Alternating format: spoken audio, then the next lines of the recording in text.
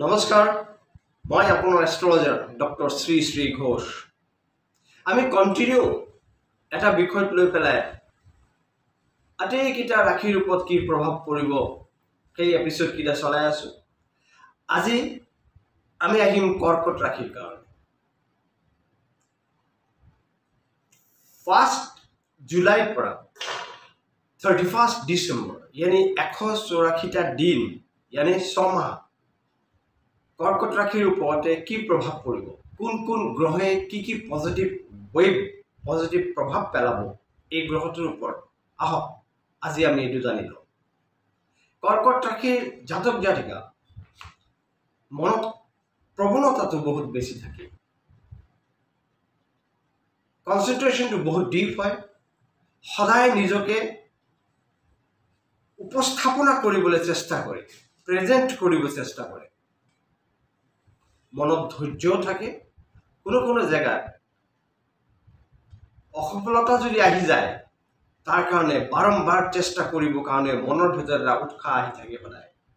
কৰ্কট প্ৰাণ জাতক জাতিকা পজিটিভ থিংকিংৰ লগতে আয়ৰ সাহিত্য খুব ভাল আৰু ধুনীয়া হৈ থাকে কেতিয়াবা খৰচ অধিক হৈ যায় তথাপিও ইনকাম সোৰ্সটো মোটামুটি ঠিকই থাকে আমি আজি এই যে কৰ্কট ৰাশি 184 দিনৰ যেটো প্ৰভাৱ আহিব গ্ৰহৰ পৰা সেইটো আমি আপোনাৰ চন্দ্ৰ বলৰ ওপৰত ক্যালকুলেশনে নিৰ্ভৰ কৰি পেলাই আমি এটো বনোৱা আপোনাৰ চন্দ্ৰ বল আপোনাৰ শনিত চন্দ্ৰ যেটো ৰাশিত আছে সেইটোই আপোনাৰ ৰাশি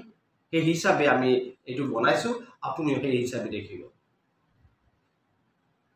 কৰ্কট ৰাশিৰ ওপৰত যেটো প্ৰভাৱ পৰিব সেই প্ৰভাৱটো কোৱাৰ আগতে এটা কথা নিশ্চয় ক'ব লাগিব যে যদি আপুনি প্ৰথম বাৰৰ কাৰণে আমাৰ এই চেনেলটো চাই আছে তেনেহলে সাবস্ক্ৰাইব কৰিবলৈ নাপাহৰিব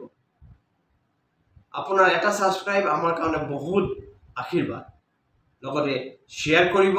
আৰু বেল আইকনটো বজাই দিব আৰু যদি কেনিবাকে আপোনাৰ কোনিখন বিশ্লেষণ কৰিবলৈ বিচাৰে বা আপোনাৰ পৰিয়ালৰ ল'ৰা ছোৱালী বা ভাই ভন্টি কাৰোবাৰ কাৰণে যদি আপোনাৰ বা বিবাহ মিলন যদি হৈ আছে বা বৈবাহিক জীৱনত যদি কিবা খেলিমেলি হৈ আছে বা ব্যৱসায় সংক্ৰান্ত পঢ়াৰ কাৰণে উচ্চ শিক্ষা কাৰণে যদি কোনো প্ৰবলেম হৈ আছে বিদেশৰ কাৰণে প্ল্যানিং কৰি আছে যাবলৈ পঢ়িবলৈ কাৰণে বা ফুৰিবলৈ হোৱা নাই তেনেকুৱা কোনো ধৰণৰ যদি অসুবিধা আপুনি পাই আছে জীৱনত তেনেহলে আপোনাৰ কোনিখন তলত দিয়া নম্বৰৰ লগত যোগাযোগ কৰি মোৰ লগত পোনপটীয়াকৈ কথা পাতি সেই বিশ্লেষণটো শুনি পেলাই নিজৰ ভাগ্যটো কোনটো পথত কোনটো ওয়েট লৈ যাব সেইটো নিশ্চয় নিৰ্ধাৰণ কৰিব পাৰিব যি নহওক এবাৰ মূল কথা আহিছো এটো হৈছে যে কৰ্কট ৰাশি এই 6টা মাহ 184 দিন 1 জুলাইৰ পৰা 31 ডিসেম্বৰলৈকে 2024 কি ধৰণত যাব ৰাহু আৰু কেতুৰ প্ৰভাৱটো আপোনাৰ জীৱনতে অলপ নেগেটিভিটি প্ৰস্তুত বা স্থাপনা কৰিছে এই নেগেটিভিটিৰ পৰা আপুনি বাচি থাকিব লাগিব মই একদম অন্তত কি কৰিব লাগিব তাৰ কাৰণটো কি কৰিলে এই ৰাহু আৰু কেতু দেৱৰ পৰা প্ৰভাৱৰ পৰা আপুনি মুক্ত পাব সেইটো নিশ্চয় কম ভাল কিছু কথা আছে ভিডিওটো পুৰা চাব ৰাহু আৰু কেতু লগতে সূৰ্য আৰু বৃহস্পতি এই 4টা প্ল্যানেট यानी এই 4টা গ্ৰহে আপোনাৰ জীৱনত পজিটিভ ওয়েভ আনিব যদিও ৰাহু কেতু আপোনাক অলপ নেগেটিভিটি দিব কিন্তু এই ৰাহু কেতু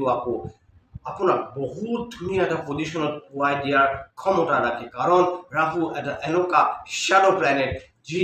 আপোনাৰ ছায়া গ্ৰহ যি আপোনাৰ জীৱনটো একদম দৰিদ্ৰৰ পৰা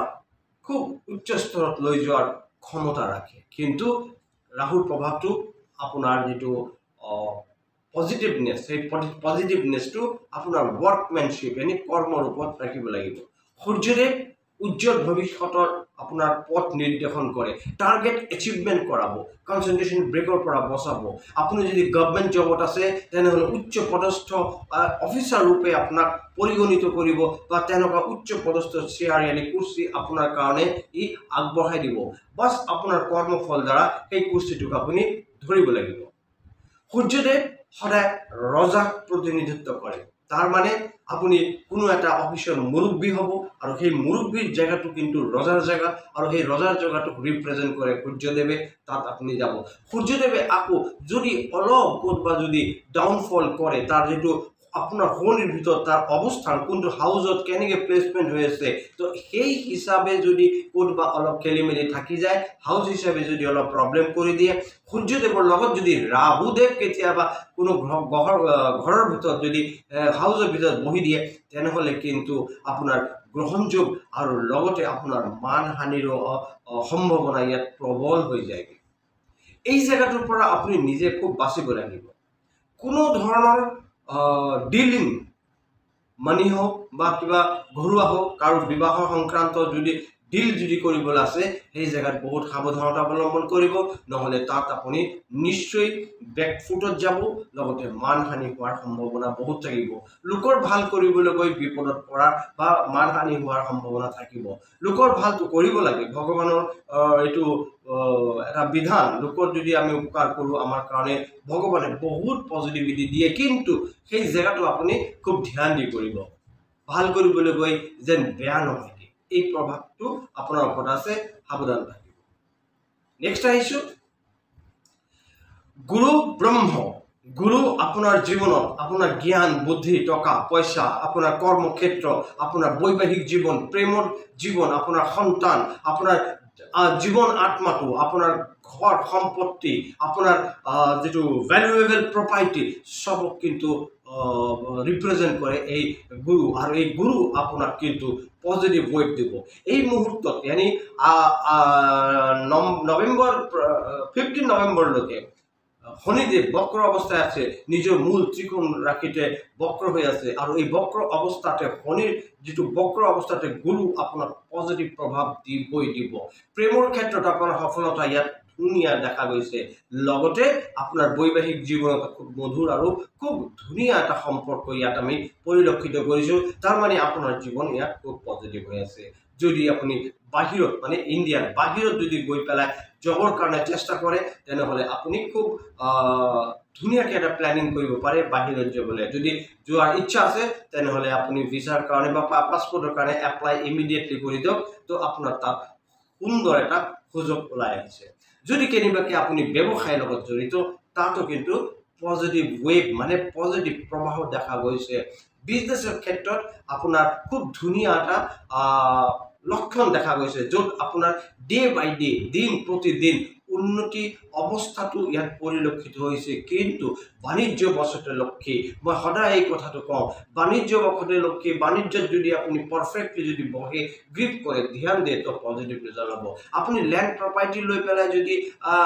কাম কৰে বা ল্যান্ড প্ৰপাৰ্টি যদি ডিল কৰে এই জায়গাটো আপোনাৰ কাৰণে খুব ভাল পজিটিভ ৱেভ থাকিব লগতে যদি কেনিবাকে আপুনি সাতটা জাতীয় কোনো ধৰণৰ ব্যৱসায়ৰ লগত জড়িত তাতো আপুনি খুব ধুনিয়া ৰিজাল্ট কৰাৰ প্ৰভাৱ ইয়াত দেখা গৈছে কিন্তু সেই জায়গাত আপুনি সাৱধানতা অৱলম্বন কৰিব তাৰ আগতে ওচৰ কোনো এজন প্ৰফেশনাল এষ্ট্ৰলজাৰৰ লগত আপোনাৰ শনিখন খুব ভালকে দেখাই ল'ব কাৰণ যেতিয়াই আপুনি সাতটা বজাৰ বা আপুনি শেয়াৰ মাৰ্কেট এনেকা জায়গা যেটা ইনভেস্ট কৰিবলৈ যায় চন্দ্ৰ আৰু ৰাহু এই দুইজনৰ প্ৰভাৱ কিন্তু আপোনাৰ ওপৰত পৰিব আৰু এই ৰাহু কিন্তু আপোনাক পজিটিভিটিৰ পৰা অলপ দূৰত ৰাখিব তো ৰাহুৰ প্ৰভাৱটো আৰু চন্দ্ৰদেৱৰ প্ৰভাৱটো আপোনাক ইয়াত দেখিব পজিটিভ ভাৱে ধ্যান দিব লাগিব যেটো আপোনাক এজন প্ৰফেশনাল এষ্ট্ৰলজাৰে কৈ দিব পাৰিব যে কি হিচাপে আপুনি আগবাঢ়িব তাত আপোনাৰ প্ৰফিটৰ যোগ আছে যদি কেনিবাকে আপুনি চামৰা yani লেদাৰ চাহপাত লোহা সিমেন্ট বালি কয়লা এনেকা ধৰণৰ বিজনেছৰ লগত যদি জড়িত আছে তো আপোনাৰ তো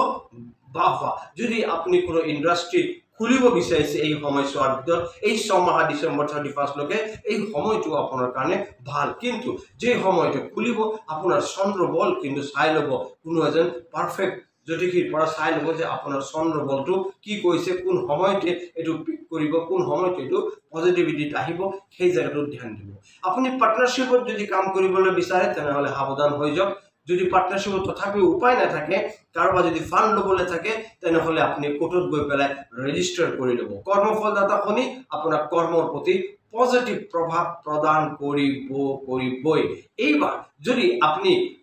মই মহিলাসকলৰ কাৰণে কৈছোঁ, যদি কেনিবাকে আপুনি ডিভোৰ্চি, তো এই সময়ছোৱাটো আপোনাৰ এটা নতুন এটা জীৱন সংগী পাবৰ কাৰণে এই সময়টো খুব পজিটিভ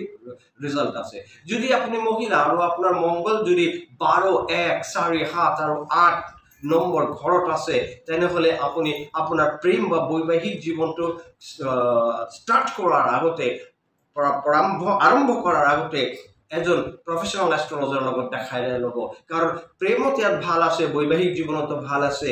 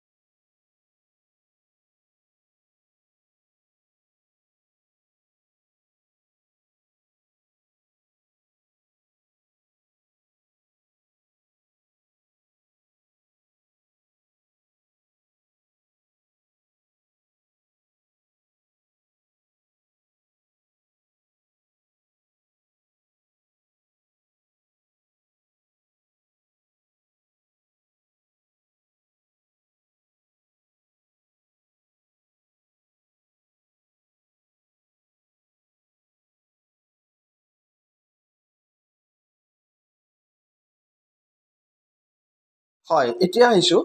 ৰাহুৰ পৰা কেনেকৈ বাচিব। ৰাহুৰ পৰা বাচিবলৈ হ'লে এটা সৰু উপায় কৰি দিছোঁ। ৰাহু বা কেতুৰ প্ৰভাৱৰ পৰা আমি এই উপায়টো কৰিলে বাচিব পাৰিম। এইটো হৈছে কি, চাওক, আমি কাপোৰ ধুলে যে নীল দিয়া হয়, পাউডাৰ নীল, আজিকালি উজালা ওলাইছে। তো আপুনি লিকুইডটো, তো লিকুইডতছে আপুনি গুড়া পাউডাৰ যিটো নীল হয়, সেই নীলটো পালে বেছি ভাল। আপুনি কি কৰিব, এটা গ্লাছৰ আধা গ্লাছ পানী ল'ব বা 1 গ্লাছৰ কম পানী ল'ব, তাত অলপ আধা চামুচমান নীল গুলি ল'ব, ভালকৈ গুলি দিয়ে। যেতিয়া নীলটো গুলি গ'ল, আপোনাৰ গ্লাছটো নিজে সোঁহাতে এণ্টি ক্লকৱাইজ মাথাৰ চাৰিওফালে 7 বাৰ ঘূৰাব। আৰু এই 7 বাৰ যে ঘূৰাব, তাত ৰাহুদেৱৰ এটা তান্ত্ৰিক মন্ত্ৰ মই কৈ দিছোঁ, ওং ৰাং ৰাহৱেই নমঃ। এই মন্ত্ৰটো কৈ পেলাই 7 বাৰ ঘূৰাই পেলাই আপুনি আপোনাৰ লেট্ৰিনত, ইয়ানি যিটো আপোনাৰ WC, যাক আপোনাৰ কুমুদ বুলি কোৱা হয়, তাত এইটো ঢালি পেলাই ফ্লাছ কৰি দিব। যদি আপোনাৰ ঘৰত ফ্লাছ নাই, তো আপুনি WCটোত, ইয়ানি সেই কুমুদটোত পানীটো পেলাই এক বাল্টিং বা কেইবা মগ পানী মাৰি দিব। আৰু ডেইলি গা ধুব যেতিয়া যাব, তেতিয়া বাথৰুমটোক 2-3 মগ পানী দি পেলাই ঝাৰু মাৰি দিব। ইমানটো নিশ্চয় কৰিব, তেনেহ'লে ৰাহুৰ প্ৰভাৱৰ পৰা আপুনি বহুত আপুনি ৰিলিফ পাব। আৰু আপুনি যিফালে মাথা দি শুয়ে বিচনাত, মাথা যিফালে দিয়ে, সেইফালে বেক চাইডে 2টা ময়ূৰা পাখি, ইয়ানি পিকক ফেডাৰ 2টা লগাই দিব। তো আপুনি যথেষ্ট ৰিলিফ পাব ৰাহুদেৱৰ প্ৰভাৱৰ পৰা। মন্ত্ৰটো আপুনি কণ্টিনিউৱাছলি যদি গায়, সেইটোও আপোনাৰ কাৰণে ভাল হ'ব। ওং ৰাং ৰাহৱে ওং কেতবায় নমঃ। ধন্যবাদ।